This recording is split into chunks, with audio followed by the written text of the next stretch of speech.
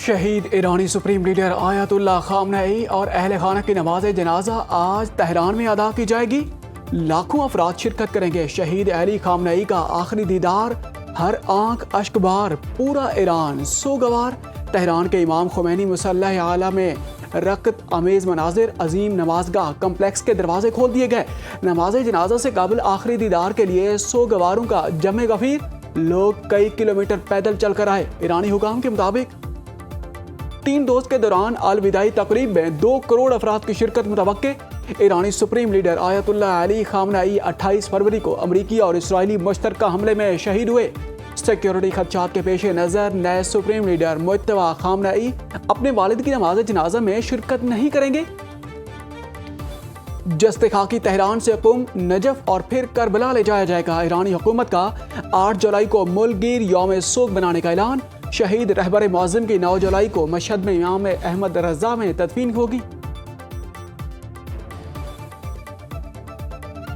Iran के supreme leader शहीद Ayatollah Syed Ali Khamenei के सफर आखिरत की तकरीब में शिरकत की। हुकूमत और पाकिस्तानी अवाम की जानिब से हुकूमत ईरान और बरादर ईरानी अवाम से दिली ताज़ियत और हमदर्दी का इजहार किया।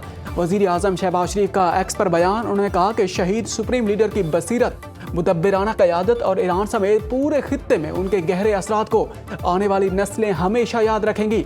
ईरानी अवाम के साथ इजहार यकजहती के लिए मेरे साथ आला सतह का वफ्द भी मौजूद था।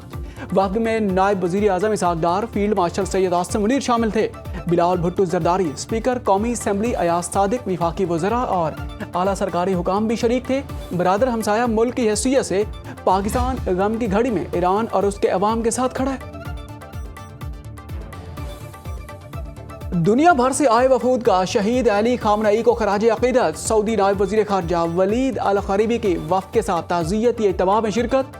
नमाज जनाजा में कई सरबराहान ममलिकत समेत 100 ममालिक के मंदूबीन की आमद।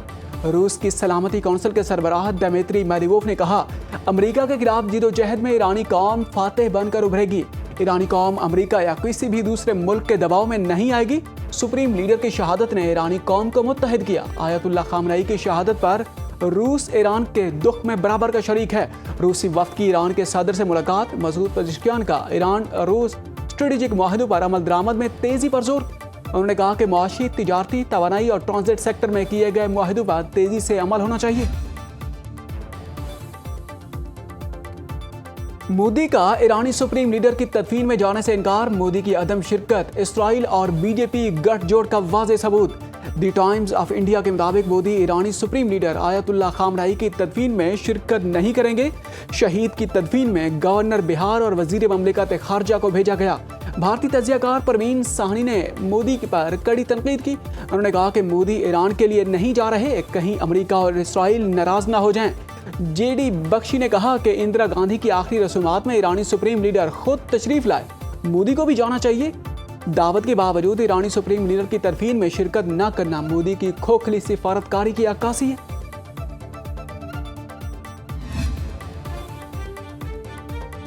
वज़ीर आज़म शहबाज शरीफ की यौम आज़ादी पर अमरीकी कौम को मुबारकबाद। उन्होंने कहा कि दोनों ममालिक के दरमियान 7 दहाइयों से ज़ायद मुहित शराकतदारी मौजूद है, जिसे पाकिस्तानी निजात अमरीकी बरादरी की गिरां कदर खिदमात से मज़ीद मजबूत बनाया।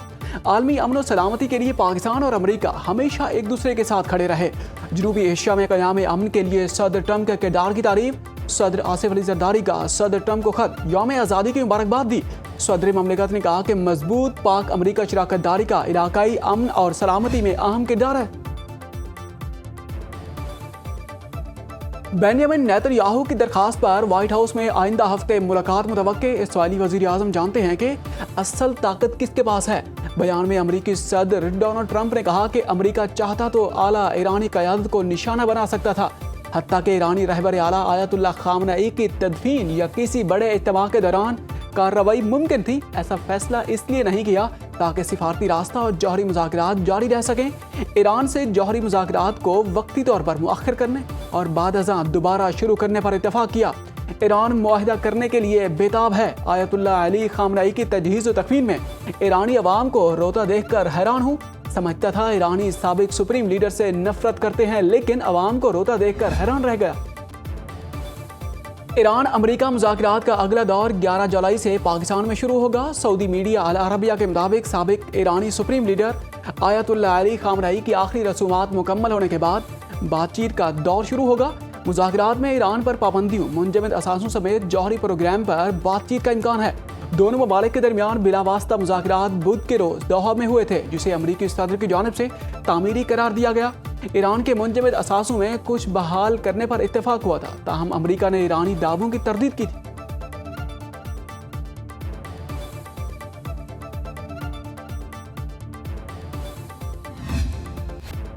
ترک صدر پاکستان کی امن کوششوں کے پرزور حامی ترکیہ اور پاکستان کے یکجان دو قالب ہمیشہ ایک دوسرے کے ساتھ کھڑے رہنے کا عزم۔ استنبول میں وزیر اعظم شہباز شریف اور ترک صدر رجب طیب اردوان کی ملاقات، دو طرفہ تعلقات، علاقائی اور عالمی امور پر تبادلہ خیال کیا۔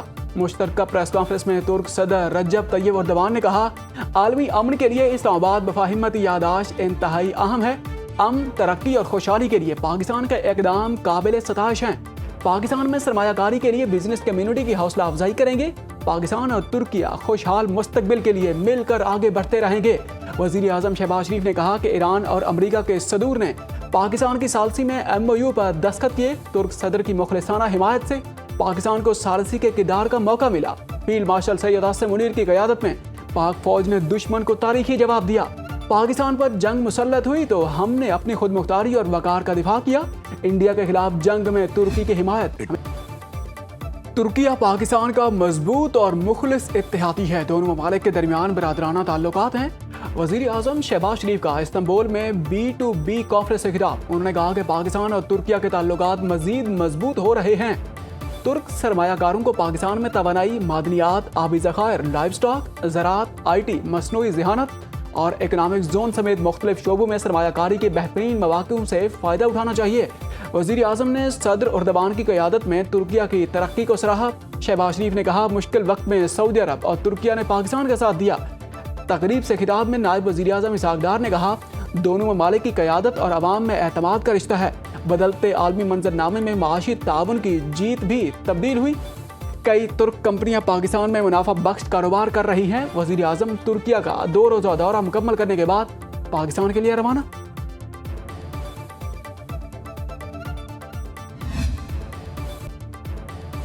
وزیر اعظم اپنا گھر پروگرام تک رسائی مزید آسان۔ سیکیورٹیز اینڈ ایکسچینج کمیشن کی تجویز پر نان بینکنگ کمپنیاں بھی وزیر اعظم اپنا گھر پروگرام میں شامل۔ SECP کے مطابق نان بینکنگ ہاؤس فائنانس اور انویسٹمنٹ فائنانس کمپنیاں 1 کروڑ روپے تک قرض فراہم کر سکیں گی۔ مائکرو فائنانس کمپنیاں اپنے گھر اسکیم کے تحت 50 لاکھ روپے تک قرض دے سکیں گی۔ اسکیم کے تحت پہلے 10 سال کے لیے صرف 5% شرح سود پر قرض دستیاب ہوگا۔ وزیر اعلیٰ خیبر پختونخوا سہیل افریدی کی زیر صدارت اہم اجلاس مالاکنڈ ڈویژن میں امن و امان، ترقیاتی منصوبوں، گورننس اور سروس ڈلیوری سے متعلق اور دہشت گردی، انتہا پسندی اور منشیات کے خلاف زیرو ٹالرنس پالیسی، پولیس اور CTD کو جدید وسائل سے مزید مضبوط بنانے کا فیصلہ۔ وزیر اعلیٰ کی سوات کے پیڈز ہسپتال کو بر وقت فنڈز جاری کرنے کی ہدایت۔ سہیل افریدی نے کہا کہ ہم اپنی کارکردگی کو فائلوں سے نہیں بلکہ عوامی اطمینان، اعتماد اور خوشحالی سے جانچیں گے۔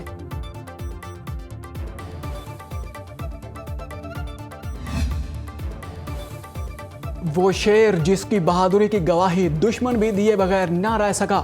کیپٹن کرنل شیر خان شہید کی آج 27ویں برسی۔ وزیر اعظم چیف آف ڈیفنس فورسز سربراہ پاک فضائیہ اور بحریہ کا شہید کو خراج عقیدت۔ پوری قوم کیپٹن کرنل شیر خان شہید کی جرت، بہادری اور عظیم قربانی کو سلام پیش کرتی ہے۔